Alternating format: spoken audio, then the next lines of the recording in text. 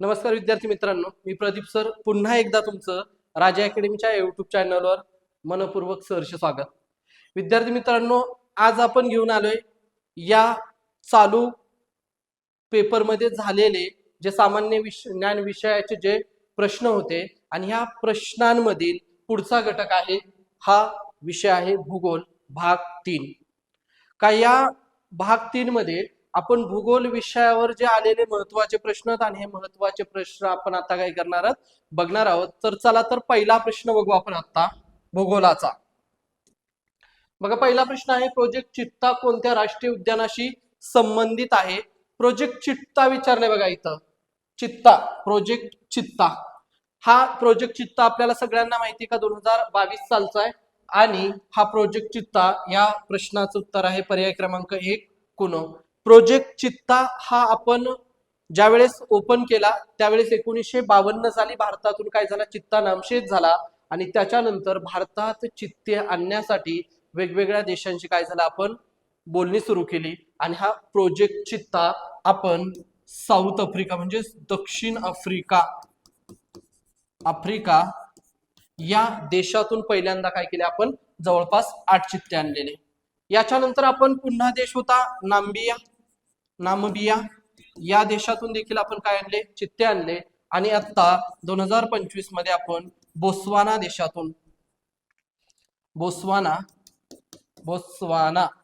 देशातून काय आणले चित्ते आणले आणि हे कुणो कुठे आहे मध्य प्रदेशला आहे. मध्य प्रदेश राष्ट्रीय उद्यानात काय करण्यात आले हे चित्ते ठेवण्यात आले. येते लक्षात.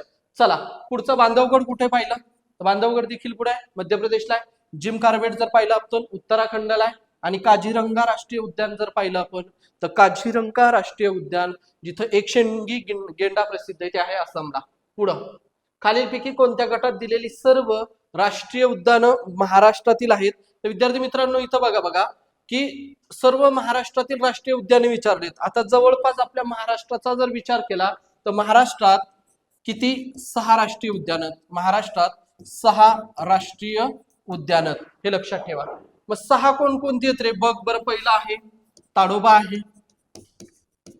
त्याच्यानंतर आहे पेंच, त्याच्यानंतर आहे गुगामल, त्याच्यानंतर आहे बघ कुठलंय मग त्याच्यानंतर नवेगाव आहे,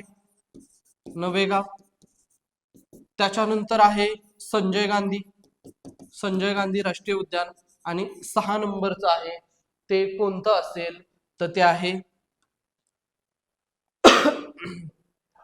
बोर. येथे लक्षात.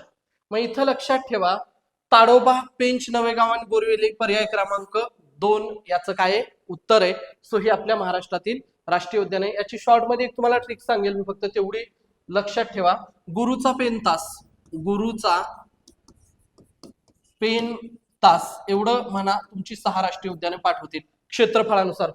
गुगामल, त्याच्यानंतर चांदोली, त्याच्यानंतर पेंच, नवेगाव, ताडोबा आणि संजय गांधी ही 6. ठीक आहे. पुढं महाराष्ट्राचा रेखावृत्तीय विस्तार डॉट डॉट ते डॉट डॉट आहे. पर्याय क्रमांक 3 72°, 6 ते 80°, 9 हा महाराष्ट्राचा काय रेखावृत्तीय विस्तार आहे. सो इथं लक्षात ठेवा रेखावृत्तीय विस्तार 72°, 6 ते 80°, 54. चला पुढील प्रश्न आहे चहाबार बंदर कुठे आहे. तर बघा चहाबार बंदराचा जर भाग पाहिला आपण तर आता सध्या चर्चेत असलेला इराण आणि इस्रायल याच्यामुळे हा प्रश्न चर्चेत आहे. तर चहाबार बंदर बघा पोरांनो कुठे रे तर इराणमध्ये. पर्याय क्रमांक 2 हा याचं काय उत्तर आहे. सो 1 मिनिट हे आपण बघूया. पर्याय क्रमांक 2 याचं उत्तर आहे कुठलं इराण.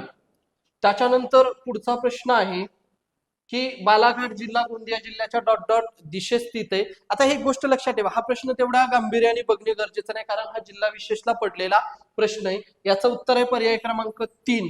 सो आपल्याला सगळ्यांना माहिती आहे का आपला महाराष्ट्र राज्य आणि महाराष्ट्र राज्यामध्ये जाणारा जो पर्वत आहे तो पर्वतरांग कोणती रे तर ती पर्वतरांग आहे सह्याद्री पर्वत.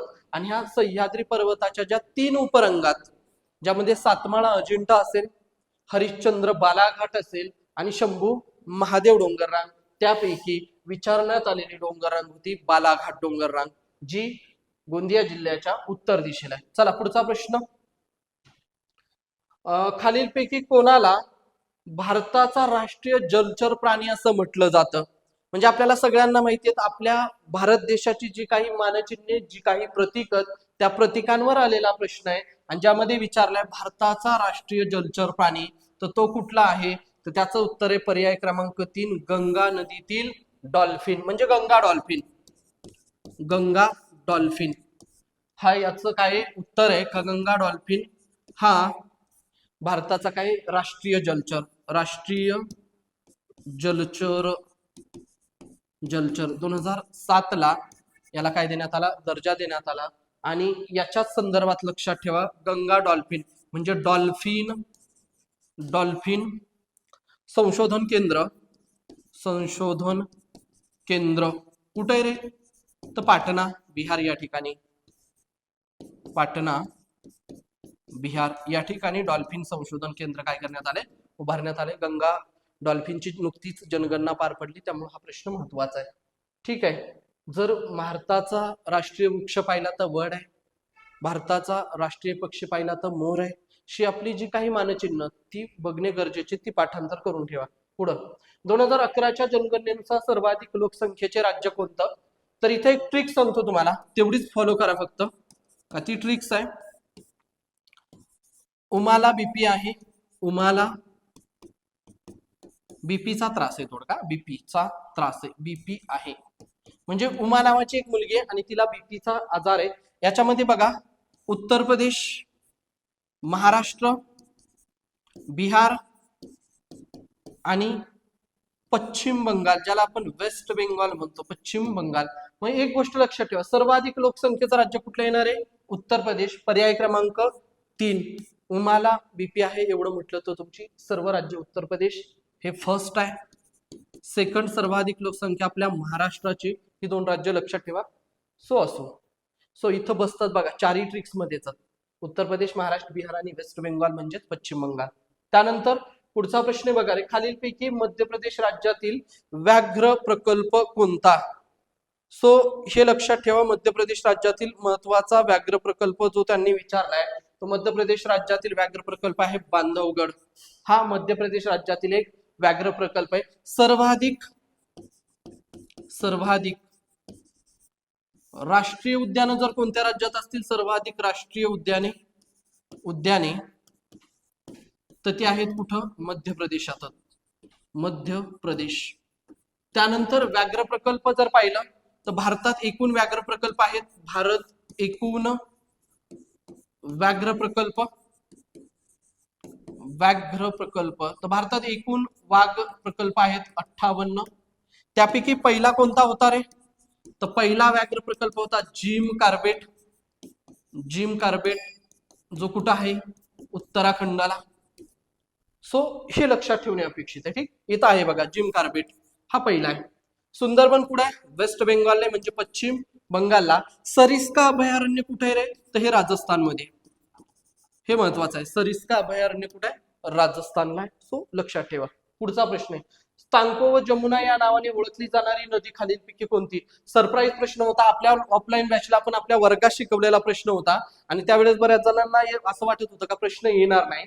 पण एक गोष्ट सांगतो का, असे प्रश्न येतात, त्यामध्ये सांको आणि जमुना हे एकाच नदीची नावं आणि पर्याय क्रमांक 2 त्याचं उत्तर आहे, त्याचं नाव आहे ब्रह्मपुत्रा.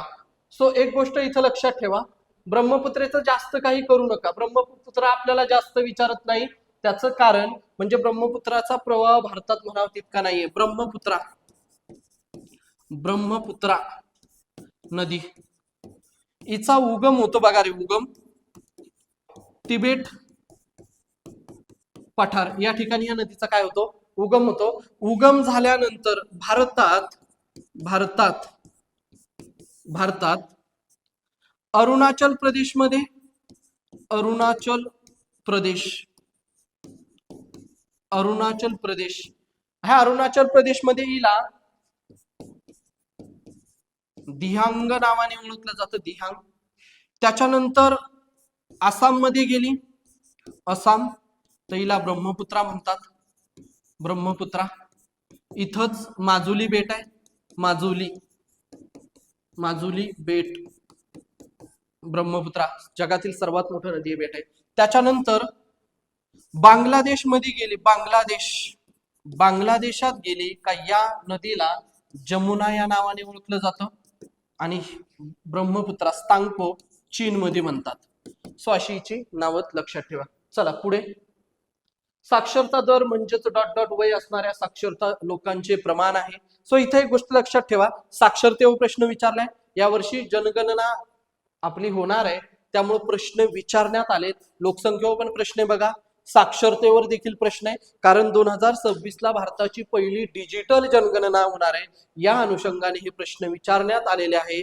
तर साक्षरता दर म्हणजे काय, तर 7 वर्ष व त्यापेक्षा अधिक जो डाटा आहे त्याला काय म्हटलं जातं, साक्षरता दर असं म्हटलं जातं. ही गोष्ट प्रामुख्याने लक्षात ठेवा. येत्या लक्षात.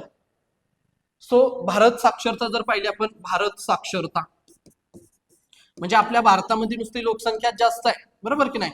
सो भारताची साक्षरता दर किती आहे आणि महाराष्ट्र साक्षरता दर किती आहे, महाराष्ट्र साक्षरता. सो बघा, महाराष्ट्राची साक्षरता आहे 82.5% म्हणजे 82.3%.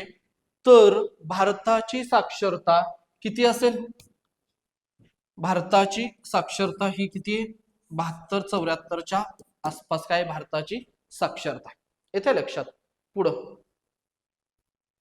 नवीन गाळाचे संचयन होऊन निर्माण होणाऱ्या प्रदेशाला काय म्हटलं जातं. म्हणजे नवीन गाळ आहे आणि ह्या नवीन गाळातून जो नवीन प्रदेश निर्माण होतो, ह्या गाळाच्या प्रदेशाला काय म्हटलं जातं, त्याच्यावर आलेला प्रश्न आहे बघा. सो नवीन गाळाचं संचयन निर्माण होणाऱ्या प्रदेशाला काय म्हटलं जातं, तर पर्याय क्रमांक 2 याचं उत्तर आहे खादर. म्हणजे नवीन गाळाच्या प्रदेशात काय म्हणतात, खादर म्हणतात. नद्यांनी वाहून आणलेल्या गाळानुसार ह्या उत्तर भारतीय मैदानाचे 4 प्रकार पडतात आणि ह्या 4 प्रकारामध्ये एक गोष्ट लक्षात ठेवतो, फक्त याची एक ट्रिक सांगतो, भात भांका, भात भाखा. सो इथं लक्षात ठेवा, भा म्हणजे भाबर, भाबर, तराई, त्यानंतर भांगर आणि खादर. सो इथं लक्षात ठेवा. इथं कसं लक्षात ठेवणार आहे, तर ह्या भाबर इथं नद्या लुप्त होतात, नद्या लुप्त होतात. इथे एक गोष्ट लक्षात ठेवा, आपल्याला प्रश्न असतो का नद्या कुठे लुप्त, म्हणजे हिमालय पर्वतात उगमणाऱ्या नद्या कुठे लुप्त होतात. इथं नद्या प्रकट होतात, म्हणजे लुप्तच पावलेल्या नद्या पुन्हा दिसतात. दलदलीचा प्रदेश आहे. त्याच्यानंतर भागरचा जर विचार केला तर ह्या भागरमध्ये हा जुन्या गाळाचा प्रदेश आहे, जुन्या गाळाचा प्रदेश. आणि खादर आपण आत्ताच पाहिलं, नवीन गाळाचा प्रदेश, नवीन गाळाचा प्रदेश. ठीक आहे, समजलं. एवढी ट्रिक्स आहे, पाठ करा. भात भांका एवढंच पाठ करा, तुमचं होऊन जाईल. त्यानंतर पुढचा प्रश्न आहे, सह्याद्री पर्वतरांगेला दुसरं नाव काय आहे. सोपा प्रश्न आहे. आपण ज्या महाराष्ट्रात राहतो त्या महाराष्ट्रामध्ये हा सह्याद्री पर्वत आहे, तर सह्याद्री पर्वताला दुसरं नाव आहे पश्चिम घाट. ज्याला ओळखलं जातं सह्याद्री पर्वताला दुसऱ्या नावाने पश्चिम घाट. इथे एक गोष्ट लक्षात ठेवा, पश्चिम घाट उत्तरेकडून सुरुवात होऊन दक्षिणेकडे एंड होतो आणि त्यालाच मग पश्चिम घाट असं म्हटलं जातं. महाराष्ट्रात सह्याद्री म्हणतात. भारताचा जर दक्षिण भाग आहे, तिकडे तुम्ही गेला केरळा, तिकडं त्या साईडला गेला खालच्या दक्षिणेला, तर तिथं पश्चिम घाट असं म्हटलं जातं. आलं लक्षात. आरवली येणार नाही. आरवली कुठं आहे, राजस्थान मध्ये. आपल्याला प्रश्न महाराष्ट्रातला आहे, राजस्थान आहे. अरवली पर्वत पुढे राजस्थान आहे. अरवली पर्वत कसा आहे रे, तर अरवली हा पर्वत अवशिष्ट पर्वत आहे. हिमालय कसा आहे, वली तरुण आहे, सर्वात वली व तरुण आहे. विंध्य हा अवशिष्ट आहे. आलं लक्षात. ठीक आहे, चला पुढचा प्रश्न. पेंच व्याघ्र प्रकल्प कोणत्या 2 राज्यांमध्ये पसरलेला आहे, तर पेंच व्याघ्र प्रकल्प महाराष्ट्र आणि मध्य प्रदेश ह्या 2 राज्यांवर मध्ये पसरलेला. पर्याय क्रमांक 3 याचं उत्तर आहे पेंच व्याघ्र प्रकल्प. सो लक्षात ठेवा, पेंच व्याघ्र प्रकल्प आहे, पेंच. आणि हा पेंच व्याघ्र प्रकल्प महाराष्ट्र आणि हा महाराष्ट्रातील कोणता जिल्हा आहे, तर नागपूर. त्याच्यानंतर जर पाहिला राज्य संयुक्त तर मध्य प्रदेश, मध्य प्रदेश. इथे एक गोष्ट लक्षात ठेवा, पेंच व्याघ्र प्रकल्प महाराष्ट्राचे नागपूर आहे, त्याचं नाव आहे पंडित जवाहरलाल नेहरू पेंच व्याघ्र प्रकल्प. आणि मध्य प्रदेशामध्ये जो पेंच व्याघ्र प्रकल्प आहे त्याचं नाव आहे इंदिरा गांधी पेंच व्याघ्र प्रकल्प. दोन राज्यांचा संयुक्त प्रकल्प आहे. आणि जो नागपूर आहे याला महाराष्ट्राची व्याघ्र राजधानी म्हणतात, म्हणजे सर्वाधिक वाघ कुठे आढळतात तर नागपूर जिल्ह्यामध्ये जो पेंच प्रकल्प आहे त्या ठिकाणी. पुढं अजिंठा लेणी कोणत्या जिल्ह्यात आहे? सोपा प्रश्न होता बघा अजिंठा. तर अजिंठा लेणी महाराष्ट्रातील छत्रपती संभाजीनगर या जिल्ह्यात. संभाजीनगर मध्ये अजून कोणकोणत्या लेण्या इथं लक्षात ठेवा, अजिंठा, त्यानंतर वेरूळ, आणि त्याच्यानंतर भारतातील अति प्राचीन एक लेणी, सर्वात जुनी एक लेणी पितळखोरा. ह्या 3 लेण्या महाराष्ट्रातील छत्रपती संभाजीनगर जिल्ह्यात. अजिंठा आणि वेरूळ ह्या जागतिक वारसा स्थळांमध्ये 1983 ला यांचा काय करण्यात आलाय, समावेश करण्यात आलाय. तर भारतातील सर्वात प्राचीन लेणी कोणती? पितळखोरा लेणी. जर तुम्ही पुणे जिल्ह्यात आला इकडं तर पुणे जिल्ह्यामध्ये कारला भाजे असेल, मळवली असेल, बेडसा असेल, लेण्याद्री असतील या लेण्यात. नाशिकलाच जर गेला तुम्ही तर पांडवलेणी, मांगी तुंगी या महत्वाच्या लेण्या कुठं? नाशिक जिल्ह्यात. सो एक गोष्ट इथं लक्षात ठेवा की आपण एक्सप्लेनेशन देतोय पूर्णपणे, तुम्ही ते व्यवस्थित ऐका, व्यवस्थित त्याची काय होईल, तुमची रिव्हिजन होईल आणि पुढच्या परीक्षेला फायदा होईल. आलं लक्षात? पुढचा समृद्धी महामार्ग कोणत्या 2 शहरांना जोडतो? बघा आता समृद्धी महामार्ग हा कोणत्या 2 शहरांना जोडतो? तर मुंबई आणि नागपूर ह्या 2 शहरांना जोडणारा महामार्ग कोणता आहे? तर तो आहे समृद्धी महामार्ग. समृद्धी महामार्गाची एकूण लांबी आहे 701 किलोमीटर. आणि हा महामार्ग मुंबई ते नाशिक या दरम्यान जात असताना महाराष्ट्रातील जवळपास 10 जिल्ह्यांना जोडतो किंवा 10 जिल्ह्यातून जातो. म्हणून हा महामार्ग कसा आहे? महत्वाचा आहे. समृद्धी महामार्गाचं नाव काय आहे? तर हिंदू हृदय सम्राट बाळासाहेब ठाकरे असं ह्या महामार्गाला नाव देण्यात आलेलं आहे. सो इथपर्यंत माहिती लक्षात ठेवा. त्याच्यानंतर पुढे आहे महाराष्ट्रातील नाणेघाट कोणत्या पर्वत रांगेत आहे? सो हा भारतातील सर्वात प्राचीन घाट आहे नाणेघाट, ज्यामध्ये आपण सगळ्यांना माहिती आहे का सातवाहन घराण्यामधील जो शिलालेख आहे हा नाणेघाटात आढळतो, त्या घाटा संदर्भात आहे. तर हा घाट आहे कुठल्या? सह्याद्री पर्वतात. आणि नाणेघाट नाणेघाट कोणती 2 शहरं जोडतो? तर नाणेघाट हा कल्याण ते जुन्नर ह्या 2 शहरांदरम्यान जाणारा काय एक महत्वाचा घाट रस्ता आहे. पूर्वीच्या काळी याच्यातून पायी वाटाणी माणसं जुन्नरवरून कल्याणला जायची. सो त्या दृष्टीने महत्वाचं आहे. आणि सातवाहन काळातील शिलालेख या ठिकाणी आढळलाय, कोरीव दगडात केलेला. आता लक्षात. पुढं महाराष्ट्रातील लोणार सरोवर कोणत्या प्रकारचं आहे? तर याचं उत्तर आहे पर्याय क्रमांक 2 उल्कापातामुळे तयार झालेलं सरोवर आहे लोणार. याची निर्मिती झाली उल्कापातामुळे. उल्कापात म्हणजे आकाशगंगेतून म्हणजे आपल्या पृथ्वीच्या सूर्यमालेतून एक असा खाली येऊन पडलेला भाग होता आणि त्यामुळे हे लोणार निर्मिती झालं. लोणार कुठे आहे? बुलढाण्याला आहे. बुलढाणा या जिल्ह्यात आहे. आणि हे महाराष्ट्रातील तिसरे रामसर स्थळ कुठलंय? लोणार आहे. पहिलं नांदूर मधमेश्वर आहे, दुसरं आपल्याला सगळ्यांना माहिती आहे लोणार, आणि तिसरं आहे कोणतं? दुसरं लोणार आणि तिसरं ठाण्याची खाडी. ठीक आहे. पुढचा प्रश्न, खालीलपैकी महाराष्ट्राच्या कोणत्या जिल्ह्यातून नियोजित शक्तीपीठ महामार्ग जात नाही? तर या प्रश्नाचं उत्तर बघा, आपण पहिलं एक्सप्लेनेशन पाहिलं त्यामध्येच असं बघण्यात आलं का हा जो मार्ग आहे हा अकोला जिल्ह्यातून जात नाही. एकूण 10 जिल्ह्यातून जातोय, त्यापैकी अकोला जिल्ह्यातून हा महामार्ग जात नाहीये. आलं लक्षात? पुढं खालीलपैकी नांदेड जिल्ह्यातील कोणत्या तालुक्यातून गोदावरी नदी ही वाहत नाही? तर याचं उत्तर आहे नांदेड या जिल्ह्यातून वाहत नाही. आपल्याला सगळ्यांनाच माहिती आहे गोदावरी नदी हिचा उगम होतो बघा रे, उगम त्र्यंबकेश्वर कुठं? नाशिक या ठिकाणी ह्या नदीचा काय होतो? उगम होतो. गोदावरी महाराष्ट्रातील सर्वात मोठी नदी संतांची भूमी म्हणून ओळखली जाते, संतांची भूमी, हिची ओळख आहे वृद्धगंगा असेल, वृद्ध गंगा असं या नदीला काय केलं जातं, ओळखलं जातं. ही महाराष्ट्रातील प्रथम क्रमांकाची नदी पुढे सुमोठी आहे.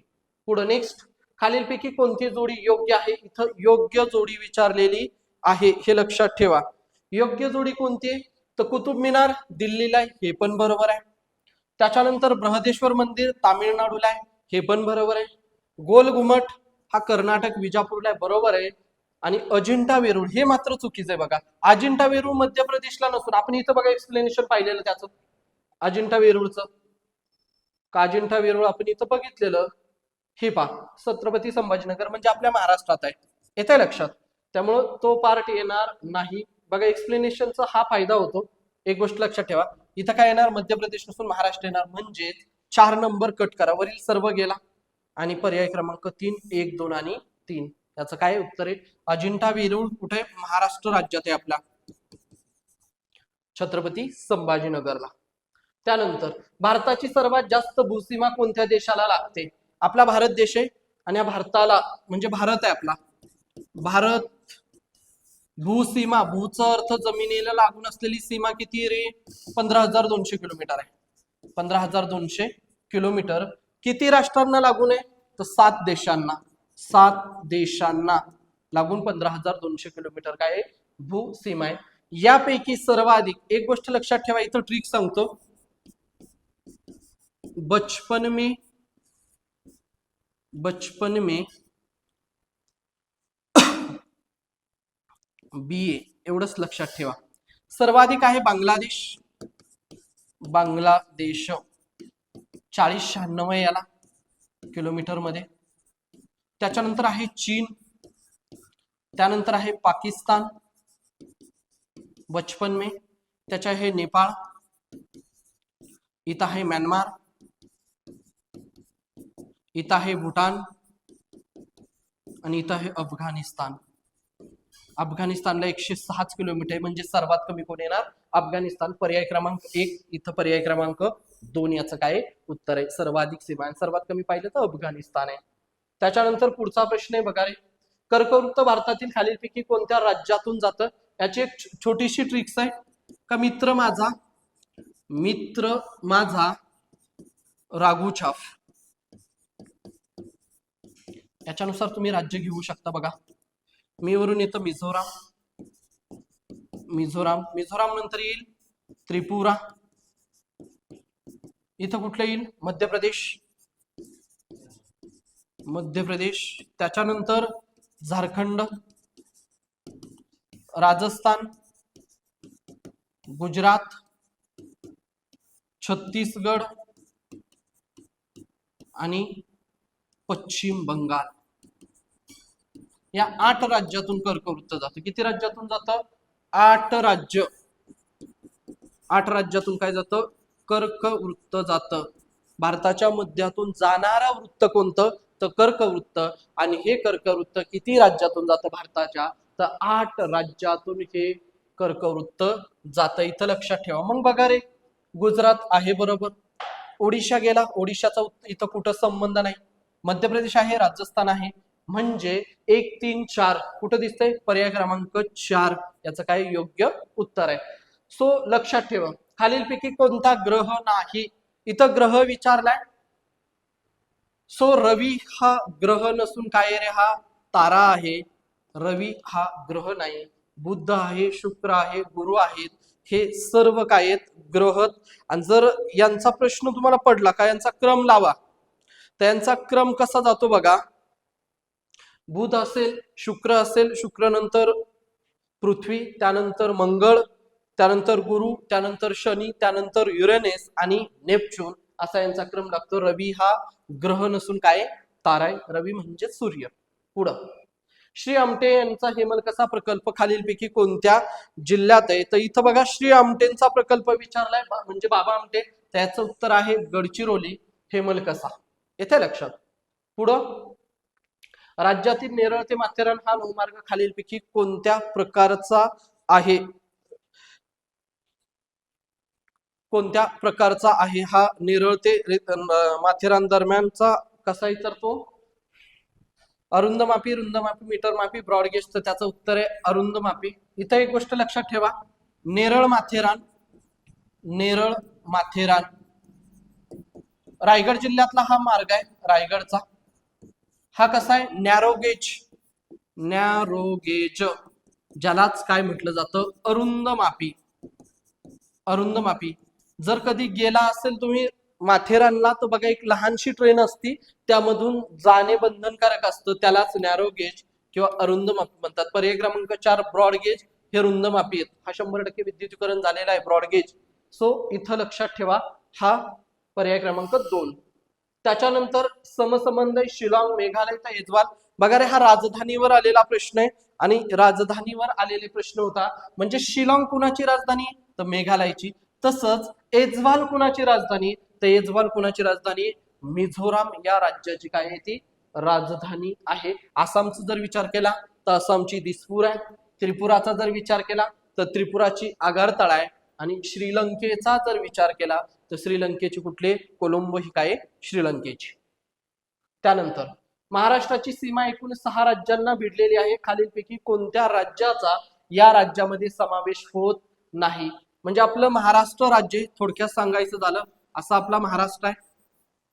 शा महाराष्ट्राची जी काही सीमा असेल, उत्तरेला आहे मध्य प्रदेश, पूर्वेला आहे छत्तीसगड, आग्नेयेला आहे तेलंगणा, तेलंगणा, दक्षिणेला आहे इथं कर्नाटक, अतिदक्षिणेचा जर विचार केला तर गोवा, त्याच्यानंतर वायव्येचा जर विचार केला तर गुजरात आहे आणि याच्याच वरती दीव दमण दादरा नगर हवेली. मग इथं आंध्र प्रदेश बसत नाही बरं का. पर्याय क्रमांक 3 याचं काय उत्तर आहे. म्हणजे महाराष्ट्राला ह्या लागून असलेल्या सीमा राज्यात त्याच्यात आंध्र प्रदेशचा समावेश होत नाही. त्यानंतर कस्तुरी मांजर महाराष्ट्रातील कोणत्या जिल्ह्यात आढळते असा प्रश्न त्यांनी विचारलाय. तर कस्तुरी मांजर म्हणजे एक दुर्मिळ असा प्राणी आणि हा प्राणी कोणत्या जिल्ह्यात आढळतोय सर्वाधिक, तर त्याचं उत्तर आहे पर्याय क्रमांक 2 रायगड हा जिल्हा विशेष आहे. त्यानंतर ड्युरांड रेषा ही कोणत्या 2 देशांमधील सरहद्द दर्शवते तर ड्युरांड रेषा पाकिस्तान आणि अफगाणिस्तान या 2 देशांदरम्यान काय आहे एक सीमारेषा आहे.